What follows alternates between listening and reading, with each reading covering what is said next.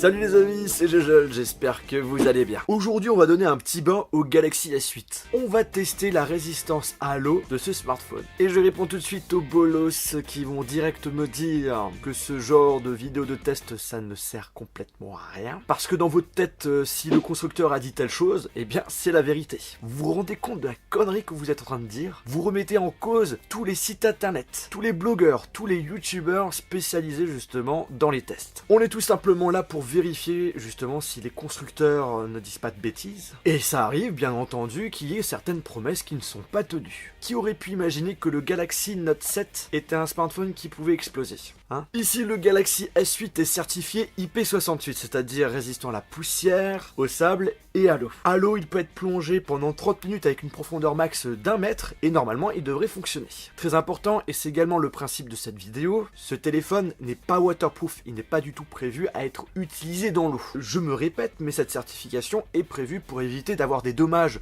sur votre smartphone s'il est tombé dans l'eau par accident.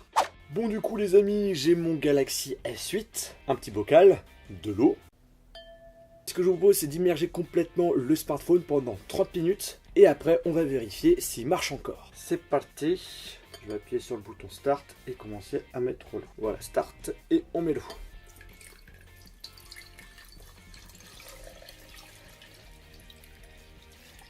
Oh, j'ai pas assez d'eau.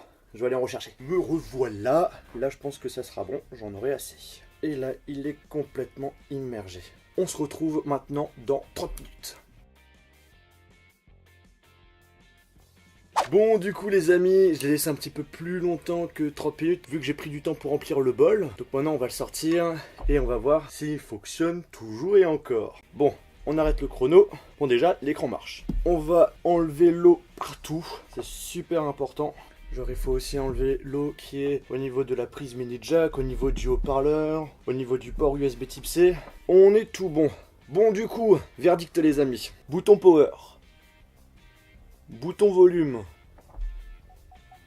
Ça marche. Bouton Bixby. Ça marche. Au niveau du tactile, aucun souci. On va regarder si les haut-parleurs fonctionnent toujours comme il faut. Donc là on va aller sur une chaîne YouTube que vous connaissez sans doute pas. C'est celle d'un youtubeur que j'apprécie particulièrement. Il s'appelle Jojol. D'ailleurs je vous invite à aller vous abonner. Très sympa comme mec. Super, j'ai une pub. Ben c'est nickel. Aucun souci. Maintenant cette fois-ci on va tester le port mini jack. Les écouteurs fournis avec le Galaxy S8. Perfecto, ça marche super bien. On va tester si le capteur d'empreinte digitale fonctionne. Allez, c'est parti. Aucun souci, c'est super rapide. Maintenant, la question qu'on peut se poser, c'est est-ce que les boutons marchent sous l'eau? Et également, bien entendu, l'écran. Donc on va voir ça tout de suite. Donc au niveau de l'écran, ce n'est pas possible. J'ai vérifié justement sur le S8 s'il y avait un mode gant ou un mode où on peut changer la sensibilité au niveau du tactile et j'ai rien trouvé. Donc là on ne peut vraiment pas utiliser l'écran sous l'eau. Genre si j'ai envie d'augmenter le volume, ça marche. Baisser le volume, parfait. Lancer Bixby. Ouh, il y a de l'eau. C'est parfait. Bouton power. Parfait, donc les boutons marchent sans aucun souci. C'est-à-dire que si j'ai envie de faire des photos sous l'eau, même si ce n'est pas conseillé, on va juste voir si on peut, mais dans la logique on peut. Voilà, ça marche super bien. Allez, on va se faire un petit selfie sous l'eau.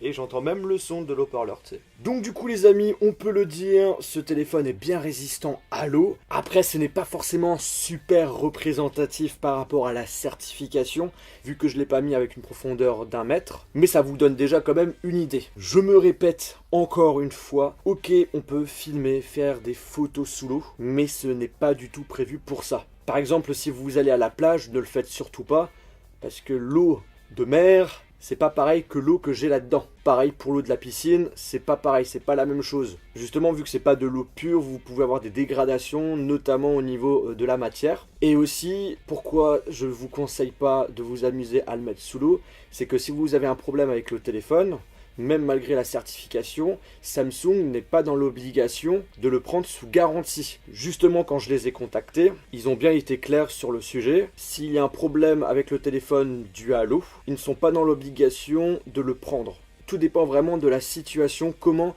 a été causé le dommage. Et bien écoutez les amis, j'espère que cette vidéo de test waterproof du Galaxy S8, que ça vous a plu, que ça vous a intéressé. Si c'est le cas, n'oubliez pas de lâcher un pouce bleu. Je vous mettrai aussi dans la description toutes les vidéos sur le Galaxy S8 si vous êtes intéressé par ce smartphone. Et sur ce, on se retrouve dans une prochaine vidéo. Salut!